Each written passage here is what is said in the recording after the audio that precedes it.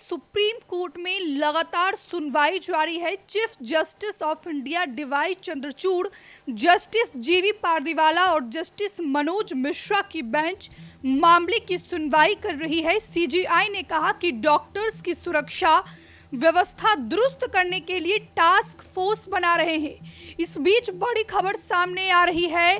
कई सारे सवाल जो है बंगाल पुलिस से सुप्रीम कोर्ट ने किया है। कई सख्त टिप्पणी की गई है और वो है कि प्रिंसिपल की नियुक्ति दूसरी जगह कैसे कर दी गई। सुप्रीम कोर्ट ने यह भी पूछा, पीड़िता की पहचान उजागर की गई है। और उसके बाद बात की जाए तो कोलकाता रेप मर्डर केस में सुप्रीम कोर्ट में लगातार जो है सुनवाई चल रही है। अस्पतालों में सुरक्षा पर सुप्रीम कोर्ट ने बड़ा फैसला किया है। सुप्रीम कोर्ट ने नेशनल टास्क फोर्स का गठन किया है। बंगाल पुलिस से सुप्रीम कोर्ट ने कई सारे सख्त सवाल पूछे हैं और वो ये है कि एफआईआर दर्ज करने में देरी क्यों हुई, पहला सवाल। दूसरा सवाल कि क्राइम सीन को सुरक्षित क्यों नहीं किया गया। तीसरा सवाल कि प्रिंसिपल इतने निष्क्रिय क्यों थे। जब इस वारदात को अंजाम दिया जा रहा था उस समय प्रिंसिपल क्या कर रहे थे। प्रिंसिपल की नियुक्ति दूसरी जगह फौरन कैसे कर दी गई। पीड़िता की पहचान को उजागर किया गया है। ये सख्त टिप्पणी जो है आज सुप्रीम कोर्ट के द्वारा की गई है। और बात की जाए तो डॉक्टर्स की सुरक्षा व्यवस्था को दुरुस्त करने के लिए टास्क फोर्स बना रहे हैं। इसमें 9 डॉक्टर्स को शामिल किया गया है जो मेडिकल प्रोफेशनल्स की सुरक्षा, वर्किंग कंडीशन और उनकी बेहतरी के उपायों की सिफारिश करेगा। कुल मिलाकर नेशनल टास्क फोर्स में अब बात की जाए तो इसमें 5 ऑफिसर भी रखे गए हैं। डॉक्टर्स और मेडिकल प्रोफेशनल की सुरक्षा के उपाय बताएंगे। टास्क फोर्स में केंद्र सरकार के 5 अधिकारी भी शामिल किए गए हैं। कोर्ट ने सीबीआई से 22 अगस्त तक स्टेटस रिपोर्ट और राज्य सरकार से घटना की रिपोर्ट मांगी है। और बात की जाए तो 9 अगस्त को कोलकाता के आरजी कर मेडिकल कॉलेज में एक ट्रेनी डॉक्टर से रेप और हत्या की गई थी। उसके बाद डॉक्टरों ने प्रदर्शन किया। देश भर के डॉक्टर हड़ताल पर चले गए। 14 अगस्त की देर रात इसी अस्पताल में भीड़ ने घुसकर तोड़फोड़ की थी।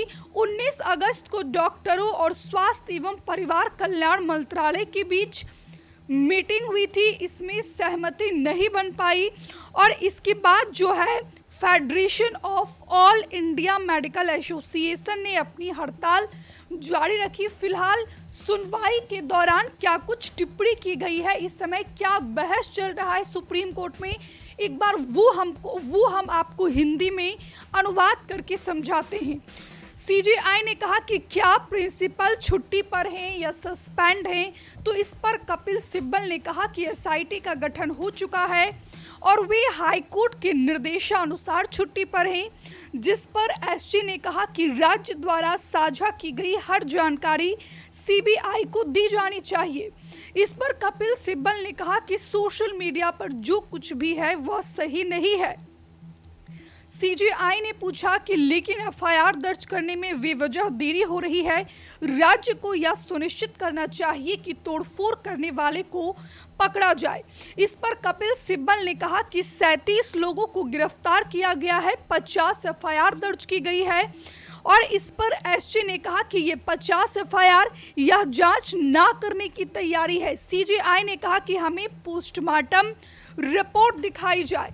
जिस पर कपिल सिब्बल ने कहा कि सब कुछ सीबीआई को सौंप दिया गया है, यहां तक कि केस डायरी भी सीबीआई के पास है। लेकिन सुनवाई के दौरान सुप्रीम कोर्ट ने से केंद्र सरकार से 8 सवाल किए गए। पहला सवाल ये था कि अस्पतालों की सुरक्षा की क्या इंतजाम है। दूसरा सवाल, क्या प्रवेश द्वार पर चेकिंग की सुविधा है। तीसरा सवाल, रेस्ट हाउस की संख्या कितनी है। चौथा सवाल, ऐसे कमरों में क्या सुविधाएं दी जा रही है।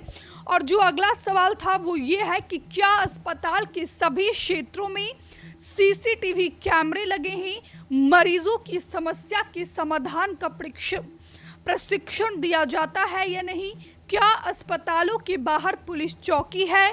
क्या समस्याओं के समाधान के लिए इंटरनल कमेटियां हैं? कुल मिलाकर सुप्रीम कोर्ट से, केंद्र सरकार से ये 8 सवाल किए गए हैं और साथ ही कोर्ट ने केंद्र सरकार से 1 महीने के भीतर हलफनामे के साथ यह जानकारी देने को कहा है।